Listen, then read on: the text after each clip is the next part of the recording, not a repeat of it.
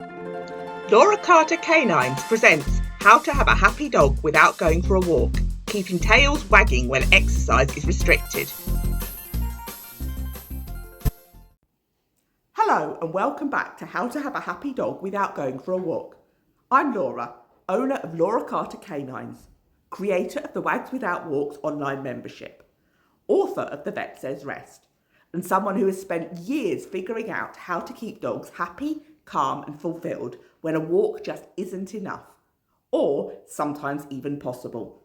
Today's episode is all about enrichment, what it really means, why it matters, and how I use it with my own dogs, Siri the Dalmatian, Mungo the working Cocker Spaniel, Ember the Pomchi, and Dexter, my daughter's Chihuahua.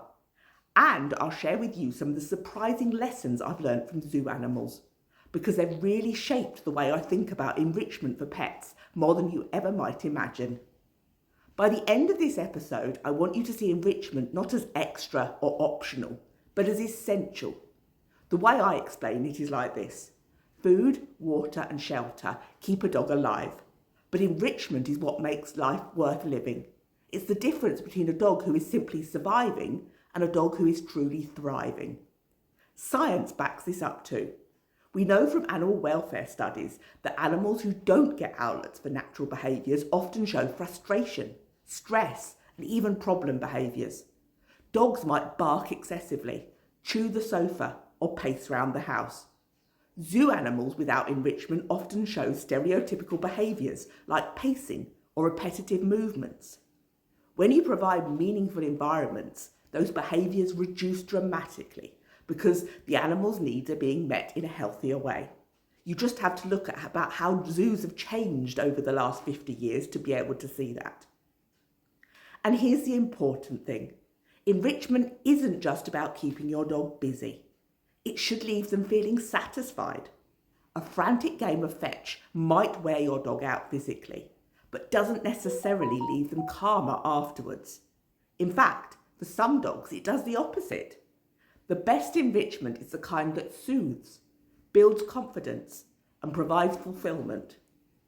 Let's start by defining what enrichment actually is. A lot of people hear the word and immediately think of puzzle toys or Kong stuffed with food. And those can definitely be part of it. But enrichment is much bigger than that. At its core, enrichment is anything that gives your dog the chance to express natural behaviours. Sniffing, chewing, licking, shredding, searching, exploring, resting in comfort, or engaging socially if your dog enjoys it. A walk can be enriching, but enrichment doesn't have to mean physical exercise. It's about stimulation, variety, and choice. And when it's done well, it does three key things. It lets your dog practice species-typical behaviour. It gives them some element of control or problem solving, and it adds to variety or challenges to their daily life. That could be something as simple as scattering food in the grass, hiding a treat in a rolled up towel, giving a cardboard box to shred, offering scent work games, or creating a cosy, safe space for undisturbed rest. Done right, enrichment helps prevent boredom, reduce frustration, builds confidence, and ultimately creates a calmer, happier dog. Now, let me bring this to life with some of my own dogs, because each of them has taught me something unique about enrichment. Mungo is my 5-year-old rescue working Cocker Spaniel, and here's the first one I'll talk about. He had 4 homes before coming to me and even bit his previous owner, putting them in hospital. When he came to me, he was a bundle of crazy energy. For the first 6 months, I don't think I saw him sleep. Exercise didn't tire him out. It would wound him up further, like a toddler who's overtired and grumpy. For Mungo, enrichment has been about finding activities that satisfy his brain and leave him calmer afterwards. Scent work has been transformative. You can see the dopamine hit when he finds the hidden scent, but also the calming effect of all that sniffing. It's far more satisfying for him than chasing rabbits he can't catch, and it leaves him in a much better place mentally. Siri, my Dalmatian, is now 10. His breed was designed to run alongside carriages all day, so I could never hope to tire him out with exercise alone. When he was younger, he was much more interested in the environment than me on a walk. But enrichment games have changed that. They made me the source of fun. Now, even as an older boy, he still looks for me for activities that help make life interesting. And those activities help keep him calm and happy. Then there's Ember, my little Pomchi. People sometimes think that she has small dog syndrome because she can be quite noisy. But what she really has is fear. The world is big, overwhelming place when you're that tiny. She can be noisy, but underneath that's her insecurity. For her, enrichment builds confidence. It gives her something better to focus on than scanning for threats. And it means we can have fulfilling days even if going out for a walk feels too stressful. Plus, she's very sensitive to the weather. Cold, wet days, she'd much rather be curled up by the fire. Enrichment gives me a way to meet her needs without forcing her into situations that make her feel uncomfortable. And Dexter, my daughter's Chihuahua, rarely goes out for a walk. Yet my daughter takes him everywhere with her as her emotional support dog. He loves having a good sniff round a charity shop and getting biscuits from the volunteers, going on car rides and being carried round shows. This all leaves him tired yet satisfied at the end of the day. One of the most powerful lessons I've learned about enrichment hasn't come from my own dogs at all. It's come from watching zoo animals. Think about it. Zoo animals can't leave their enclosures, and no matter how well designed those spaces are, they're still very different from what the animals would experience in the wild. A lion enclosure is not a savanna. A polar bear pool is not the Arctic. So zookeepers have to work incredibly hard to replicate not just the environment, but the experiences that those animals would naturally have. Modern enclosure design is far more than just appearance. Every rock, log, sandpit or water feature is there to spark natural behaviour. A sandpit for the meerkats to dig in isn't just for decoration, it's vital. And it's the same principle I use with my dogs. A digging pit for a spaniel is just as enriching. A paddling pool for a Labrador is no different from a water pool for otters. It's about making the space itself interactive and engaging. Food is another huge part of enrichment in zoos. Hunting would normally take up a massive part of a predator's life, but zoos can't release live prey into the enclosures. It's simply not ethical. So they make feeding a challenge. They hide food in logs, scatter it high so animals have to climb or search. Feeding has become an activity, not just a meal. With our dogs, scatter feeding, hiding kibble in cardboard boxes, or using a snaffle mat is exactly the same thing. A 2-minute meal becomes a 10-minute experience of sniffing, searching, and solving. I've watched meerkats digging and sniffing for hidden mealworms, tails flicking, noses down, totally absorbed. And it's no different to a terrier nose down in the grass sniffing out bits of food. It's the same instincts, satisfied in a safe way. I've seen otters trained to stand on their back legs. It looks cute, but it has a serious purpose. It lets keepers check their bellies without restraint. That's enrichment too. Training is part of husbandry. With our dogs, it's the same principle as teaching a chin rest or a paw hold so you can clip nails or do quick health checks calmly. The dog has choice and training becomes part of that enrichment. And giraffes, they're a brilliant example. Keepers train them to follow a target so they can be moved safely around an enclosure or to place their head onto a chute for a blood draw. That's the giraffe version of teaching your dog to follow a hand target to move them past a distraction, or happily step up onto the scales at the vet. It's all about cooperation, confidence, and making necessary care stress-free. And that's what inspires me so much. The principles are the same, whether it's a lion, a meerkat, or a dog.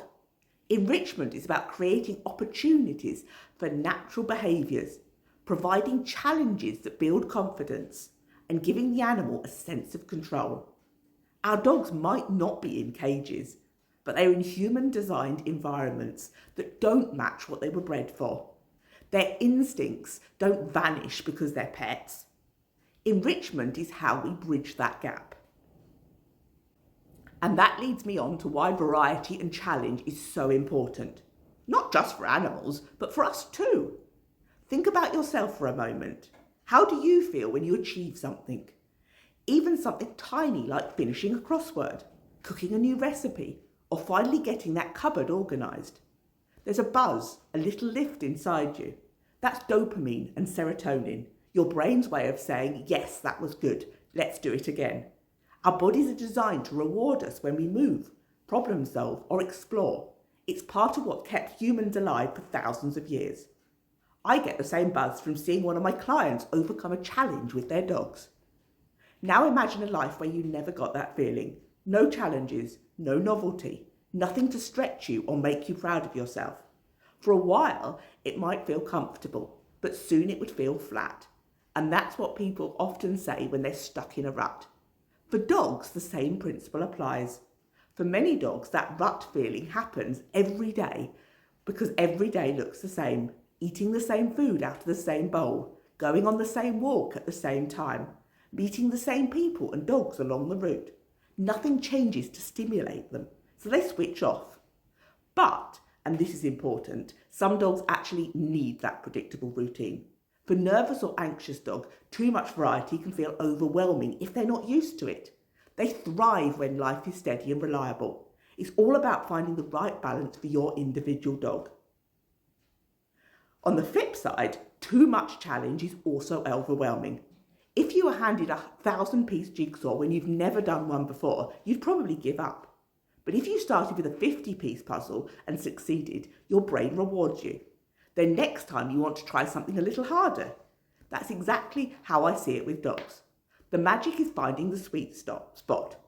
Not so hard that they give up, not so easy that they're bored, but just right so they get that sense of achievement. I've seen this play out so many times with my own dogs. If I make a scent search too easy, Mungo loses interest. But if I make it too hard, he gets frustrated. The trick is to set him up for success. A few easy finds to build confidence, then one slightly more difficult one that makes him work. The balance leaves him satisfied and relaxed. Siri, on the other hand, thrives on variety. By mixing up different games, scent, food puzzles, training tricks, he stays engaged. He's never quite sure what's coming next, and the unpredictability of it all is all part of that fun. And we know this from science too. Studies on both animals and humans show that novelty and mild challenges release dopamine, which motivates us to keep exploring and learning. That's why dogs who get a mixture of enrichment, sometimes food puzzles, sometimes digging, sometimes training, and sometimes scent games, are often calmer and more content than dogs who just do the same walk or the same route every day. So for me, variety and challenge aren't just nice extras. They're the ingredients that keep life interesting. Too much challenge can overwhelm, too little variety can bore, but the right balance, and with enough predictability for security and enough novelty for stimulation, that's when the magic happens. That's when a dog truly thrives. So, what can you do at home? The good news is that enrichment doesn't have to be complicated, expensive, or involve buying the latest gadget from the pet shop. It's about experiences, not price tags. Let's start by thinking about your dog's 5 senses: sight, sound, touch, taste, and smell, and how you can bring variety into each of these to enrich their lives. For smell, which is by far the most important sense for dogs, you can simply scatter the food in the garden instead of putting it in a bowl. That tiny change turns mealtimes into a hunting expedition. You can hide treats in old toilet roll tubes, roll them up in towels, or tuck them under plant pots in the garden. These kind of games give your dog the satisfaction of working for their food in a way that feels natural and rewarding. For touch, grooming can be a brilliant form of enrichment. It isn't just about keeping your dog clean. For many dogs, it mimics the social bonding of pack behaviour. Brushing, massaging, or even teaching your dog to enjoy towel rubs after a wet walk can be soothing and deeply enriching. Some dogs also love different textures, lying on cool tiles, snuggling into a soft blanket, or climbing onto a wobbly cushion. Offering variety in surfaces is enrichment too. For sight and sound, novelty is key. A simple cardboard box to shred is visually stimulating and gives your dog an outlet for destruction in a safe way. You can set up little obstacle courses with cushions and chairs for them to explore, or use sound enrichment. Calming music can help anxious dogs settle, while new sounds played gently can help build resilience. Even sitting by a window and watching the world go by can be enrichment for some dogs, as long as it doesn't tip into overexcitement or frustration. For taste, licking is one of the most soothing natural behaviours a dog can do. A licky mat smeared with something tasty and safe, dog-safe peanut butter, yoghurt, wet food, turns a few minutes of eating into a long, calming activity. Freezing it makes it last even longer and can be particularly helpful for dogs who need to be occupied when visitors come round or during stressful times of day. And then there are natural behaviours, the things dogs are hardwired to do. Sniffing, digging, shredding, hunting, chewing. If you don't provide safe outlets for those, your dog will often find their own, and that's when you end up with holes in the garden or chewing the skirting boards. You can recreate these behaviours safely. Give your dog a sandpit or a digging area where you hide toys or food. Fill a box with scrunched up paper and scatter treats inside so they can rummage and shred. Rotate chew items, antlers, safe bones, stuffed Kongs. There's always something interesting to sink their teeth into. On hot days, freeze a Kong or make a popsicle with bone broth and treats set in ice. The beauty of enrichment that it doesn't need to take hours. 10 minutes of sniffing and searching is often more fulfilling than an hour's walk. In fact, it's usually more calming because your dog has had to use their brain and body in a way that mimics natural behaviours. A dog who works out a problem or sniffed out hidden food is far more likely to flop down contentedly than a dog who's been revved up with ball throwing. And you can build these activities into daily life. Instead of feeding breakfast in a bowl, scatter it in the garden. While you're cooking, give your dog a cardboard box with a few treats hidden inside. When you sit down with a cuppa, offer a licky mat or a chew so they can settle beside you. It's about weaving enrichment into the rhythm of your day, not making it a big, time-consuming project. So, that's what I wanted to share today. Enrichment matters. It's not optional. It's the key to preventing boredom, reducing frustration, building confidence, and creating calmer, happier dogs. For Mungo, that means scent work. For Siri, it means games to make me more fun than the environment. For Ember, it's about confidence building and alternatives to stressful walks. And for Dexter, it's all about keeping things varied. What I've learned from both my own dogs and from zoo animals is that enrichment is the bridge between an animal's natural instincts and the reality of our world and the world we keep them in. When we get it right, it's transformational. Next week, we'll be diving into something a bit different. Episode 3 is called From Book to Business, helping dogs and owners thrive without walks. I'll be sharing how writing The Vet Says Rest has shaped my training philosophy, why I created the Wags Without Walks membership, the type of dogs and owners who benefit most from it, and real stories from members whose dogs have blossomed through enrichment. Until then, I'd love to know which enrichment ideas work best for your dog. Maybe you tried something unusual that surprised you. Come and share them with me through my social media, Laura Carter Canines, on Facebook or Instagram. Thank you for listening to How to Have a Happy Dog Without Going for a Walk. I'm Laura. I'll see you next week.